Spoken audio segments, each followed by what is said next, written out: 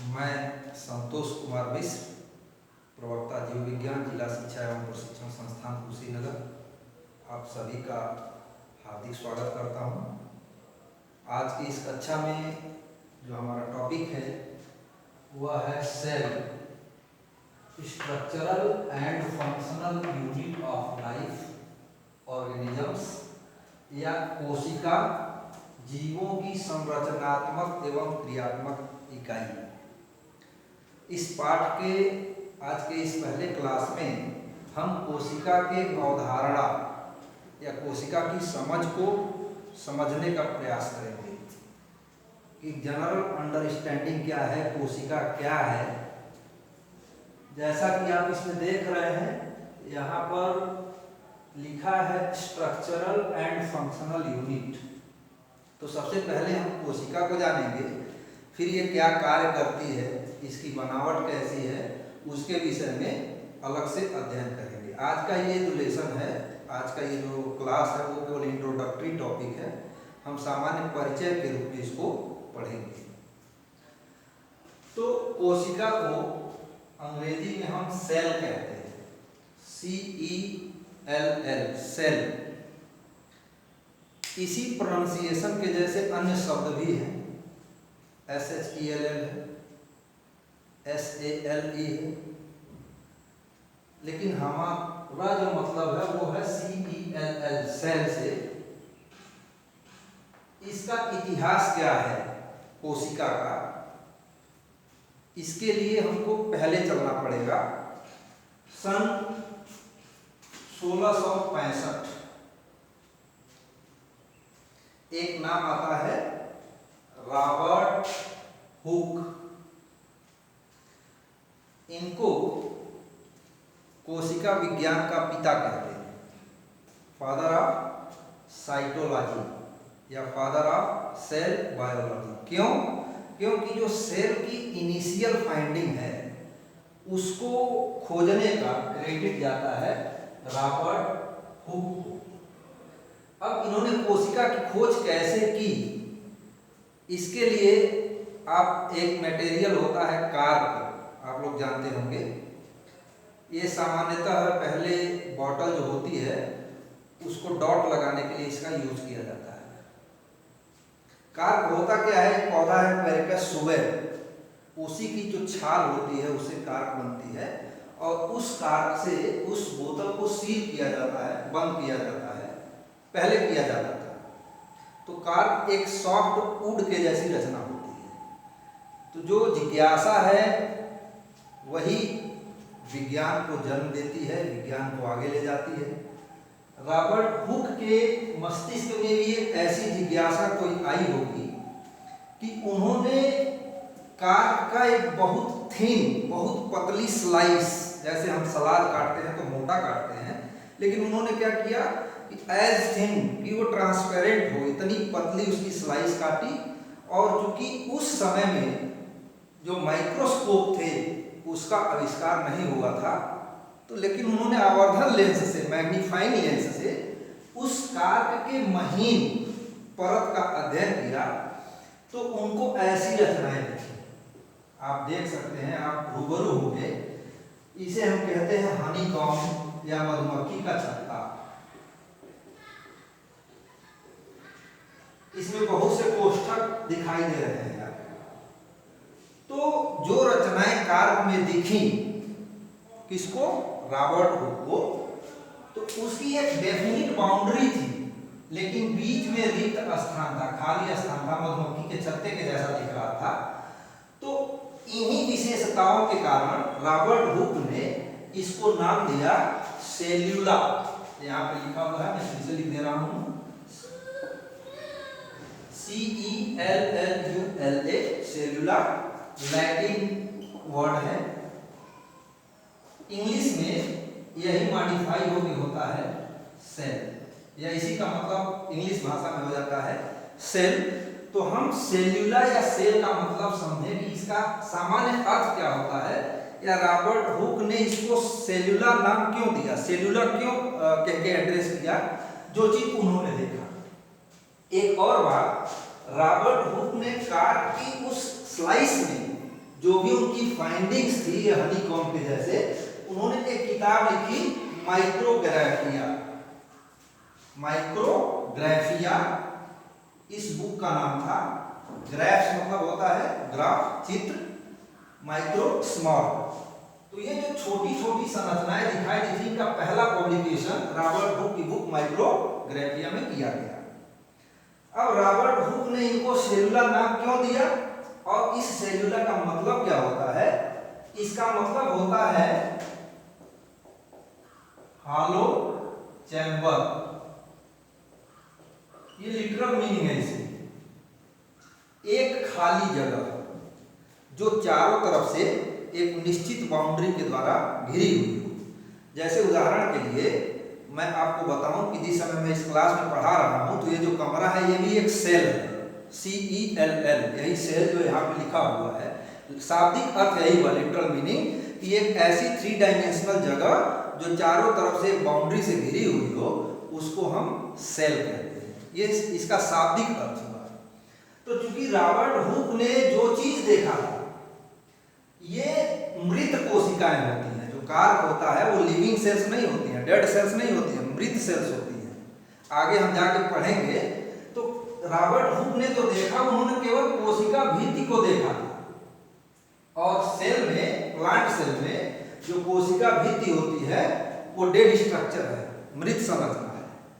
वास्तव में कोशिकाओं में जो जीवन होता है वो इनके अंदर जो फ्लूइड भरा होता है, जिसे हम जीव द्रव्य कहते हैं, उसके कारण सेल के अंदर जीवन होता है। चूंकि कार्क एक डेड सब्सटेंस है, इसलिए रॉबर्ट हुक ने जो भी स्ट्रक्चर देखा था उसमें जीव द्रव्य नहीं था, प्रोटोप्लाज्म नहीं था। उन्होंने केवल इसकी बाउंड्री देखी थी और उनको अंदर से ये खाली खाली दिखा, इसीलिए उन्होंने इसको सेल्यूला कह दिया और ये कन्वर्ट होकर के लैटिन में हो गया सेल।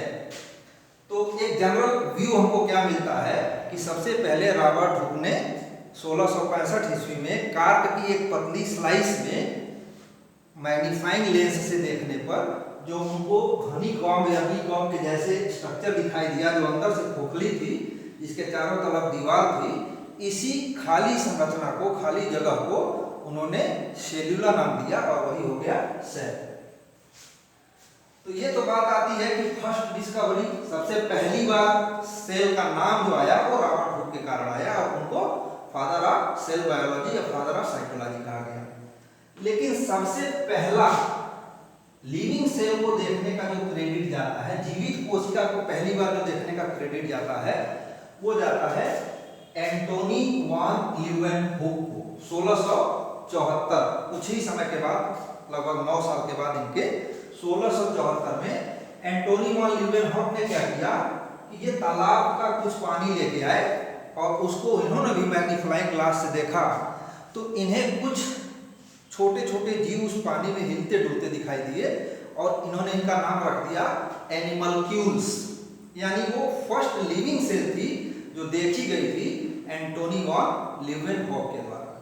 क्योंकि सेल एक माइक्रोस्कोपिक स्ट्रक्चर है, सूक्ष्म संरचना है, इसलिए सेल की डिटेल स्टडी हम माइक्रोस्कोप से ही कर सकते हैं।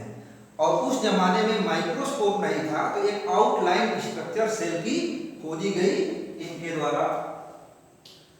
अब दूसरा जो महत्वपूर्ण पहलू है जो सेल के इंट्रोडक्शन में आता है, वो है सेल थ्योरी, या इसे ही हम कहते हैं कोशिका सिद्धांत। प्रायः परीक्षा में पूछा जाता है और हर तरह की परीक्षा में, चाहे कंपटीशन एग्जाम, कॉम्पिटिटिव एग्जाम हो, आपका DLED का कोर्स हो, मेडिकल एंट्रेंस एग्जाम हो, अन्य कहीं भी जहाँ पे सामान्य अध्ययन में विज्ञान विषय से संबंधित प्रश्न आते हैं, वहाँ पर भी यहाँ से प्रश्न पूछा जाता है कि सेल थ्योरी या कोशिका सिद्धांत क्या है। बट वह एक फैक्ट है, एक थ्योरी नहीं है, लेकिन इसको थ्योरी के रूप में ही पढ़ा जाता है। इसका क्रेडिट दिया जाता है 2 इंडिपेंडेंट साइंटिस्ट, अलग अलग थे। पहला नाम आता है एम, लिखा हुआ है एम स्लाइडेन, मैथियस स्लाइडेन 1838, और दूसरा है टी स्वान, मतलब थियोडोर स्वान, एक बोटनिस्ट और दूसरा जो है जूलॉजिस्ट। इन दोनों लोगों ने मिल करके सेल की जनरल अंडरस्टैंडिंग के लिए कॉन्सेप्ट प्रोड्यूस किया इसे ही हम सेल थ्योरी या कोशिका सिद्धांत के नाम से जानते हैं। अब आइए देखते हैं कि ये सेल थ्योरी या कोशिका सिद्धांत क्या है या इसका क्या अर्थ है। तो कोशिका सिद्धांत में जो पहली बात कही गई है, ऑल organisms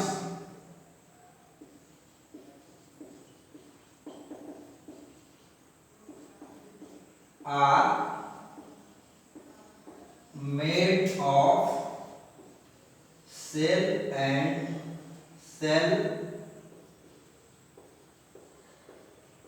products। ये पहला पॉइंट है सेल थ्योरी का। All organisms are made of cell and cell product,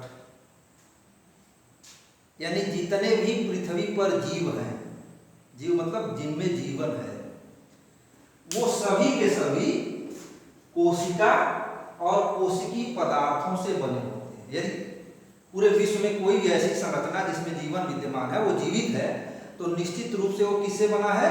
कोशिका से बना है या कोशिकाओं से बना है और कोशिकी पदार्थों से बना है। बहुत से ऐसे जीव प्रकृति में पाए जाते हैं जिनका पूरा का पूरा शरीर ही केवल एक कोशिका से बना होता है। तो इस केस में क्या हो जाएगा? The organism is made up of cell. लेकिन बहुत से मल्टी सेलुलर ऑर्गेनिज्म हैं जो बहुत सारी कोशिकाओं के असेंबलेज से बनते हैं। तो इसलिए हमने लिखा है all organisms are made of cell and cell product, यानी कोशिका और कोशिका जो चीज बनाती है उससे मिल करके दुनिया का प्रत्येक जीव बना हुआ है। इसका जो दूसरा पॉइंट है ये वाला, सेल थ्योरी का सेकेंड पॉइंट, यही इसका टाइटल है, cell is the structural and functional unit of life. यानी कोशिका जो है सभी जीवों की या जीवन की संरचनात्मक और क्रियात्मक इकाई है। यहाँ पे हम थोड़ा इसको समझने का प्रयास करेंगे कि ये संरचनात्मक या क्रियात्मक का क्या मतलब है, इकाई का क्या मतलब है। बिल्कुल ट्रांसपेरेंट क्रिस्टल क्लियर हमारी अंडरस्टैंडिंग होनी चाहिए किसी भी फैक्ट को समझने में, जिससे कि वो उसकी स्मृति अस्थायी रूप से रहे, वो कभी भूले ना। तो मैं मुख्य रूप से इन तीन बातों पे चर्चा करूंगा। एक है संरचनात्मक, दूसरा क्रियात्मक और तीसरा है इकाई। सबसे पहले आप आ जाइए इकाई पर, यूनिट। सबने देखा होगा कि जो घर होता है,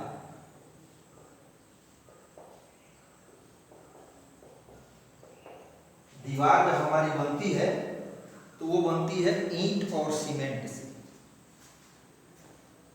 तो पूरा एक घर है, घर में हजारों लाखों ईंट लगी हुई है, यानी कि एक घर एक एक ईंटों के मिलने से बन रहा है। तो ये ईंट क्या हो गई? उस पूरे घर की इकाई हो गई। और एक सीमेंटिंग मटेरियल है जो ईंटों को आपस में फिक्स करता है। आपने थर्माकोल देखा होगा, उसमें छोटे छोटे बीट्स दिखाई देते हैं, जब उसको तोड़ते हैं तो दाने निकलते हैं। तो एक दाना जो है वो इकाई हो गया और उस पूरे का जो असेंबलेज है वो पूरा का थर्माकोल शीट बनती है। तो ऐसे ही जो कोशिका है वो जीवों के शरीर की इकाई है, यानी हमारा शरीर या किसी भी अन्य जीव का शरीर, पेड़ पौधे पशु पक्षी कोई भी जीव हो, उसका शरीर किससे बना हुआ है? कोशिका से बना हुआ है। यहाँ एक चीज ध्यान देने वाली बात है कि यदि जीव एक कोशिकीय है तो उसका पूरा का पूरा शरीर ही एक ही कोशिका का बना होगा या एक कोशिका ही उसका शरीर होगा। जैसे अमीबा, यूग्लिना, पैरामीशियम, ईस्ट, ये सब यूनिसेलुलर ऑर्गेनिज्म है। इनका पूरा का पूरा शरीर ही केवल एक ही कोशिका का बना होता है, या ये कहिए कि एक कोशिका ही इनकी पूरी शरीर बनाती है। तो ये हो गया।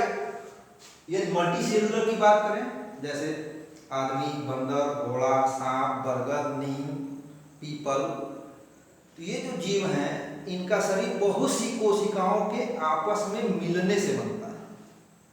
तो यहाँ पर प्रत्येक कोशिका क्या हो गई, इसके शरीर की स्ट्रक्चरल यूनिट हो गई, संरचनात्मक इकाई।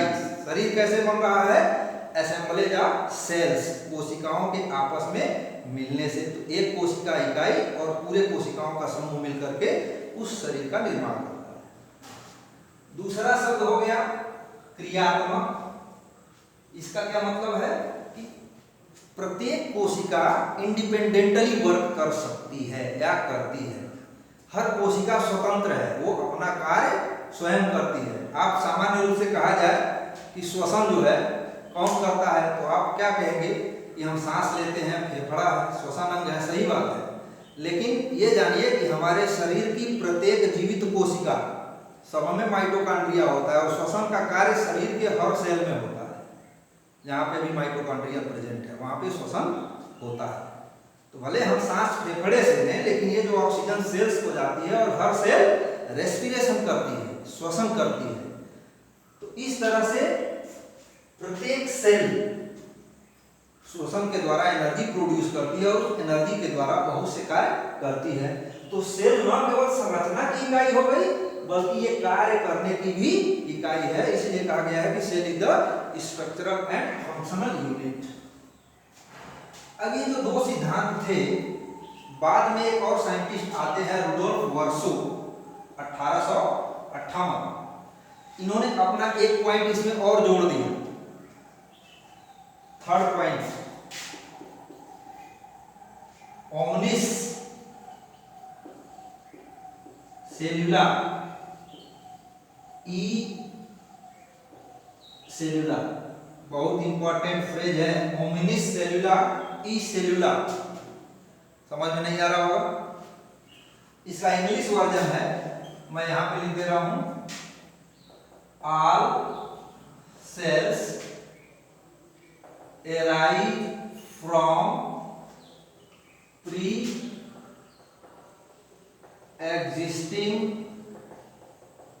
living cell। इसके मतलब पर आइए, तीसरा पॉइंट क्या है, इन्होंने मॉडिफाई किया। अब ये तीनों पॉइंट मिलकर के सेल थ्योरी बनाते हैं। कोई पूछा कि किसने मॉडिफाई किया था, तो रुडोल्फ वर्सो 1858। ओमिनिस सेल्यूला ई सेल्यूला, या इसे लॉ ऑफ सेल लीनेज भी कहते हैं, कोशिका के वंश परंपरा का नियम कहते हैं, और इसको दिया था रुडोल्फ वर्सो ने। इंग्लिश में इसका मतलब है all cells arise from pre-existing living cell, या हिंदी में बात करेंगे तो इसका मतलब होता है कि सभी कोशिकाएं अपने पूर्ववर्ती जीवित कोशिकाओं के विभाजन से बनती हैं। यह प्रश्न, यदि कोई सेल है तो कहां से बनी है, अपने से पहले किसी लिविंग सेल के डिवीजन से, यानी हर सेल एक मातृ कोशिका से बनती है। अब वही प्रश्न है, पहले मुर्गी आई कि पहले मुर्गी का अंडा आया। तो मान लिया कि यदि कोई सेल है तो इसकी पेरेंट सेल है, फिर ये सेल है तो उसका कोई पेरेंट सेल है, क्योंकि ये कह रहा है कि प्रत्येक कोशिका अपने पूर्ववर्ती जीवित कोशिका से बनती है। तो प्रकृति में जो सबसे पहली कोशिका बनी होगी वो कैसे बनी होगी, ये टॉपिक का ये क्वेश्चन मैं आप पे छोड़ रहा हूं। और फिर इसके बाद अगले सेशन में, अगली क्लास में हम कंटिन्यू करेंगे सेल के जो आगे के पार्ट हैं, type of cell, prokaryotic and eukaryotic cells, और एनिमल और प्लांट सेल का स्ट्रक्चर, सेल ऑर्गेनेल्स के स्ट्रक्चर एंड फंक्शन एटसेट्रा। इसको हम अगले वीडियो में कंटिन्यू करेंगे। Thank you.